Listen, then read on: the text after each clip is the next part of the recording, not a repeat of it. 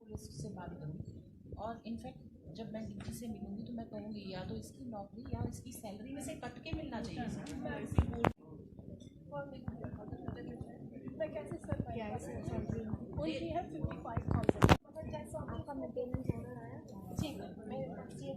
Order की copy दे दो जी, order की कॉपी ना आप देखिए, इसकी सैलरी इससे कटवाओ।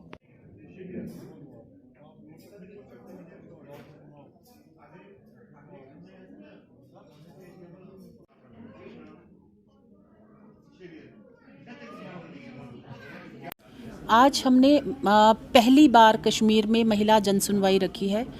370 से पहले ये काम हम नहीं कर सकते थे डायरेक्टली, इसीलिए अब हमने पहली और बीच में लॉकडाउन की परिस्थिति थी और जैसे ही लॉकडाउन ख़त्म हुआ और थोड़े केसेस कम हुए हम यहाँ आए हैं महिलाओं से डायरेक्टली उनकी बात सुनने, उनकी प्रॉब्लम्स को सुनने यहाँ पे आई हूँ। और मुझे अच्छा लगा आकर, क्योंकि यहाँ पता ही नहीं था लोगों को कि NCW क्या चीज़ है, राष्ट्रीय महिला आयोग है क्या चीज़।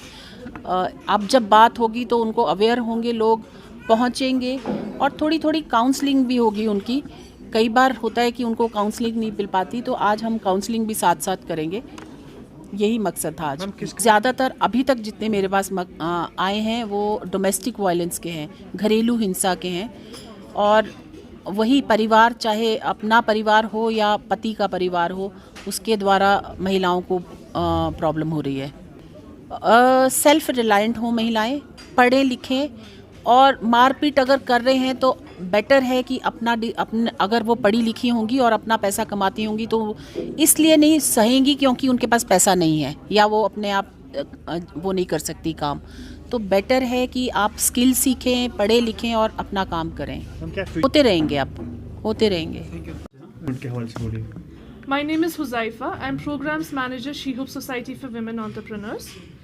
आज का जो हमारा यहाँ पे 2 डे प्रोग्राम है, यहाँ पे chairperson National Commission for Women Miss Rekha ji आई हैं और यहाँ पे जो पहले दिन हमारा कल का विजिट रहा तब उन्होंने सारे NGOs जो विमेन एम्पावरमेंट पे काम करते हैं उनसे बातचीत की और सारे centre administrators of one stop centre across Kashmir division जो भी फंक्शनल है उनसे बात की।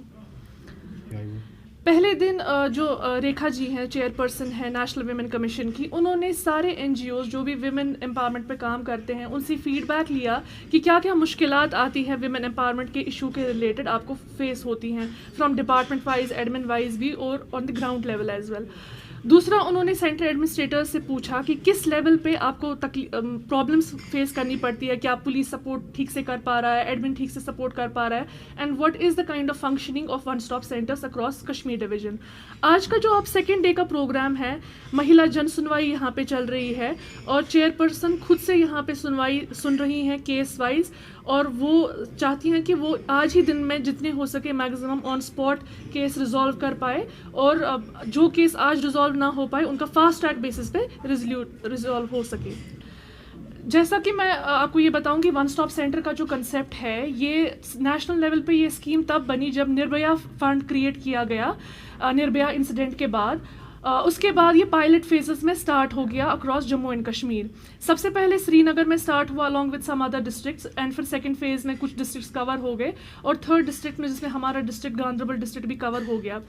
3 महीने से हम वहाँ पे वन स्टॉप सेंटर हमारा गांधरबल डिस्ट्रिक्ट में भी फंक्शनल है और अभी तक हमने 10 केसेस वहाँ पे डील किए।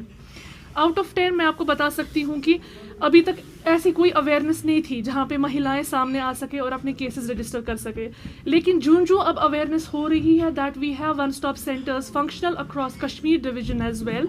तो यूथ, चाहे कहीं पे रेप इंसिडेंट हो रहा है, डोमेस्टिक वायलेंस हो रहा है, सेक्सुअल अब्यूज केसेस हो रहे हैं, girls are coming forward themselves to report the cases with one stop center because पहले उनको हिचकिचाहट महसूस होती थी पुलिस के पास जाने के लिए, लेकिन जो अब अवेयरनेस बढ़ रहा है वो खुद से सामने केसेस रिपोर्ट करने आ रहे हैं।